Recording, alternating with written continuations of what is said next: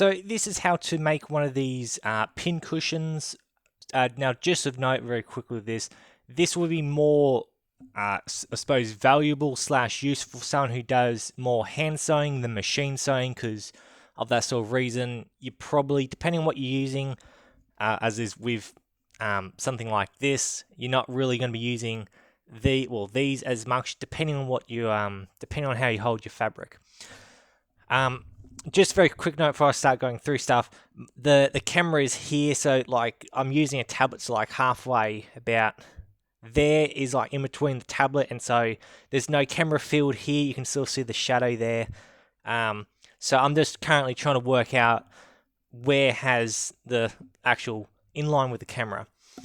So for material, what you will need for this, most importantly, but not the absolute most important, obviously, is the fabric. Now this is fleece, as is it's soft sort of material, and that's one thing you do want with the fabric you want to use. You have to actually use fleece, but you don't want anything hard, because obviously with the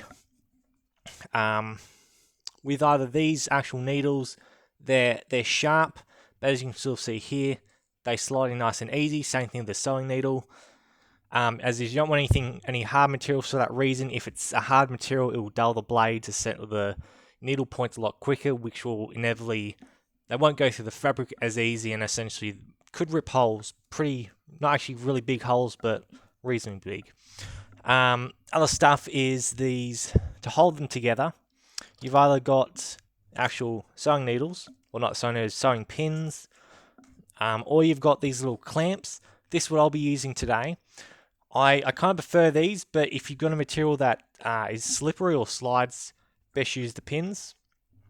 Obviously, some type of thread for the hand sewing at the end. For cutting, you can either use the rotary tools. This will be a square though, not a circle, so I recommend the rotary tool and the scissors, as is, depending what you want. I will say, if it does sound like I'm out of breath, I've got a bit of chest pain at the moment, so I can't sit on the chair because it'll be too squeaky for this stuff. So that's why, if it sounds like I'm out of breath at times, that's literally why. Anyway, I will, and also, kind of most importantly, two other things, almost forgot, the stuffing. So your two types of stuffing you can use is either your hobby fill, I don't have any of that on hand right now, or if you've got the offcuts like this, it's literally the same sort of stuff. You just literally, as is the offcuts, you just cut them up a bit smaller and use that as stuffing. Pretty good stuff. As is, I usually use hobby fill, but if you're going to make something small like this, I'd say use the offcuts. And obviously your template. This is a horrible template, but I'll explain a bit more of that in a minute. So something I did actually also forget is two more important things, is what you're going to use to trace your material with. Obviously I won't be showing that because tracing materials, well, pretty straightforward. At least I won't be showing it in this video. So either you've got your choices of fabric chalk. Now, if you're going, one important note with any type of fabric chalk, whether it be the actual chalk or the pencils, I normally used to use the chalk, but I've used the pencils for this stuff, and I actually find, despite what the top there looks like, it actually does work kind of better, because with the chalk, obviously, as you can still see here, and you've also got a bit thicker stuff, like this. The only problem with it is obviously the thickness of it. You've got to sort of have it on the corners. If not, you can sort of see like that. It's reasonably big in the middle, so you've got problems of that when doing your seam allowance, sort of, with that, because obviously the line's going to be a lot bigger, so you've actually got to try and use a bit of material here for an example.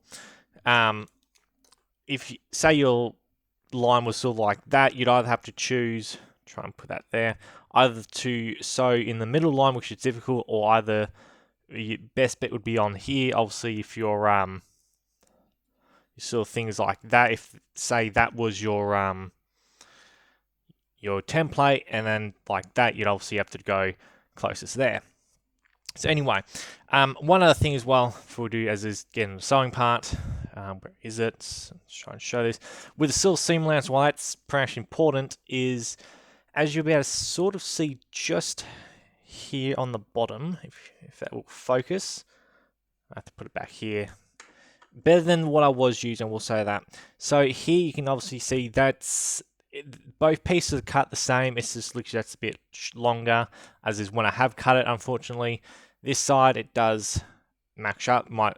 On the one corner, it looks a little bit weird, but that's only why I was holding it then. So yes, one side is longer than the other, so that's why seam allowance is important. One thing I only found out as is the other day with sewing machines. Now I'll see if I can zoom in right on here. Might have to. There we go. Hold that there for a minute. So with this, good thing with this. So the way this is, so you'll be able to still see these lines here. There's a couple. That one. So that one there is where it starts. Well, that's the first line. So with something like this, if you have I don't even have a ruler on me right now to put, but use that. Essentially, if you had a ruler, and again, this is more for stuff that's on a straight line, you can sort of, I'd say this camera stuff's actually picking up better than what I'm actually seeing. Because for what I'm actually seeing, on my view is that, although it could just be because the camera is not over it.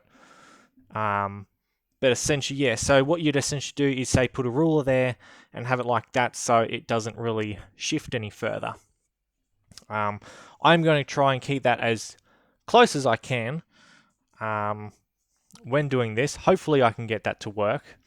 But yes, essentially the seam allowance is like that, essentially, and you can obviously modify stuff. I don't know a lot about seam allowance, so just take that in a note. I haven't learned a lot about that.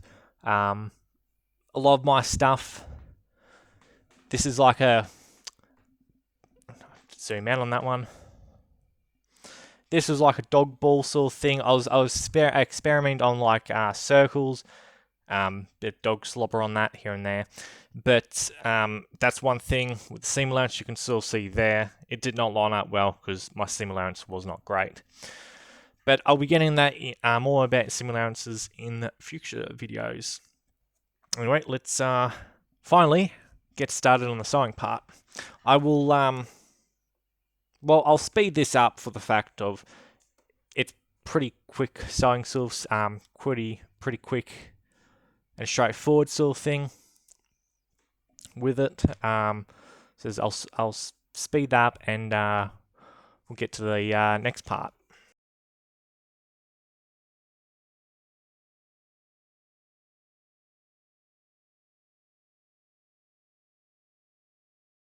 Very quickly, just for continue ahead, for anyone who's wondering what I do there with it, so when it essentially just the back and forth sort of thing, when you do forwards and then you press, there we go. This is the reverse sort of thing.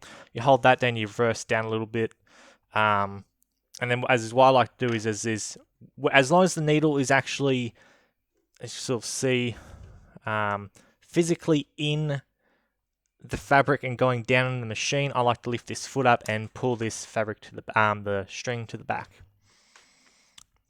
Anyway, I shall continue on with this.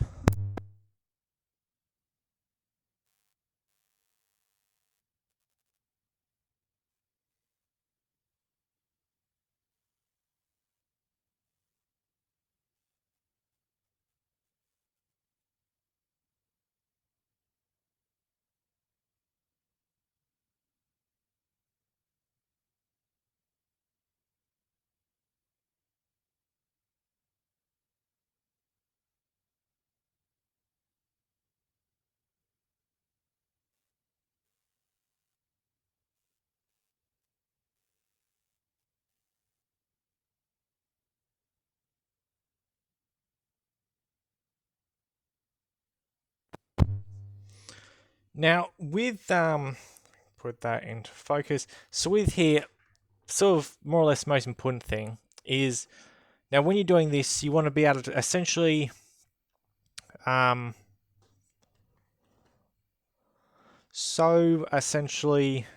just say about, let's show that, so about here, might be able to see that, and then say here. So what this does is essentially makes it so there's a bit of a pocket there, and well, actually, oh no, don't know if I want to have it that close. Essentially, all it is so this here can be turned inside out and essentially pulled like this, essentially back inside out. As I'm more used to working on sort of bigger stuff. Now you can sort of see here I have made a few mistakes like here. I say something my machine might have stuffed up. Because every so often I get this thing where it's like it in here it like threads around itself or something. I'm not 100% sure on what that is. But yeah, Sencho's is make it so like about like there, so you have a bit of a wiggle room enough to get it inside out.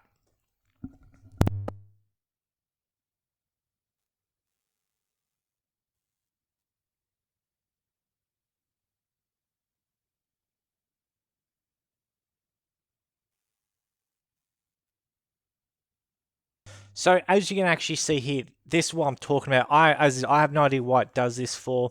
So essentially, it's actually looped around itself or something. I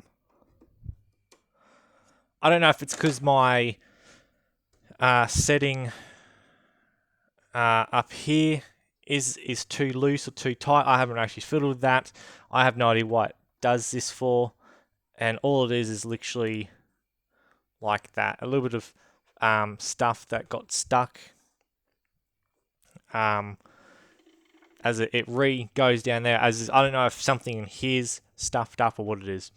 But I'll clean this up. Oh my god, that actually looks horrible now. That's right here.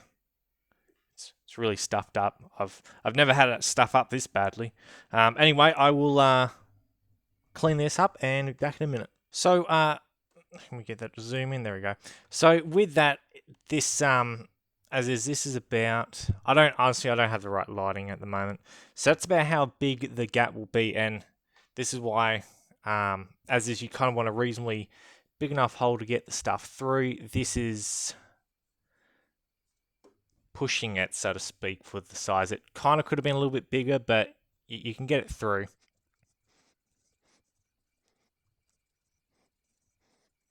So with that part, you can either do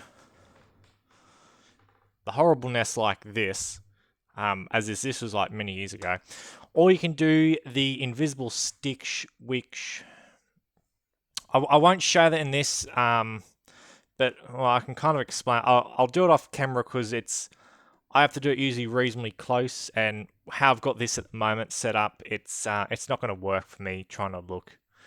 But essentially, it's like that, and then it's like a stitch in there. And as I'll bring this back after I have, well, obviously you got to stuff it, but yes, I'll stuff this, do the invisible stitch, and I'll show the finishing result. So a bit of a sort of bonus tip here. I'll put this over here so it'll be easier for you to see.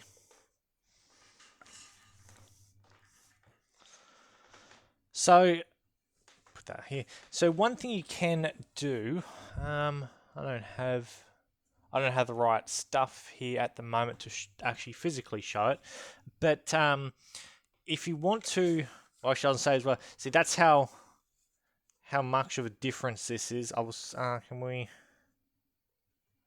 Don't worry about that over there.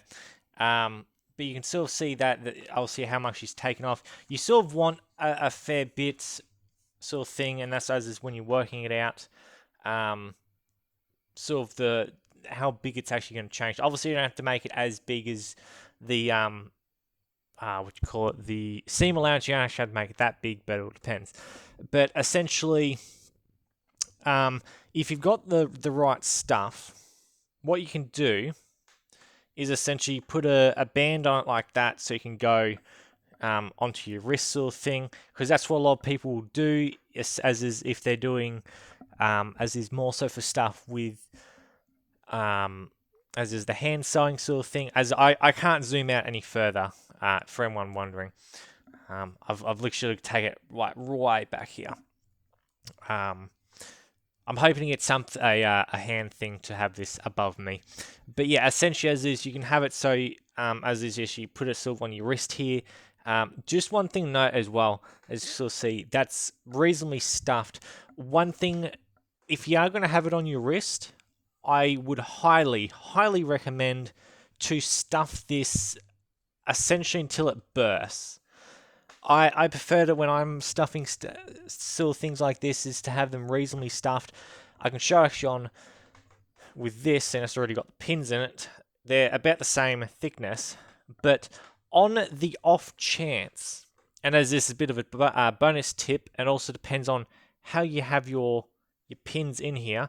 That's why I prefer to have stuff on the sides, but just on the off chance that you have this on your wrist, and you accidentally fall, obviously if you fall down, you're going to get a few pins poking through.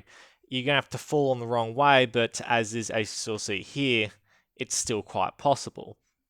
So that's why, as is for something like that, obviously if you fell down accidentally, especially like that, as you can see, if you got a pin especially straight through, you don't want obviously that stabbing you. So that's just why, as is for something like these, I prefer to stuff these as much as you can.